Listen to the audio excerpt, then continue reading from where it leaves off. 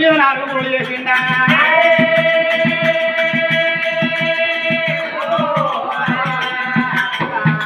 కూరగిన్నె వల్ల తయారు చేసిండు దాన్ని చేతులు పట్టుకోని భగవంతుడు అయ్యో అచ్చేటి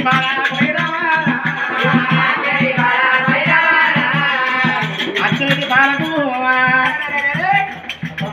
ఆ చేతిలో పట్టిన కూరగిన్నె అచ్చేటి బాలకు వడ్డం పట్టిండు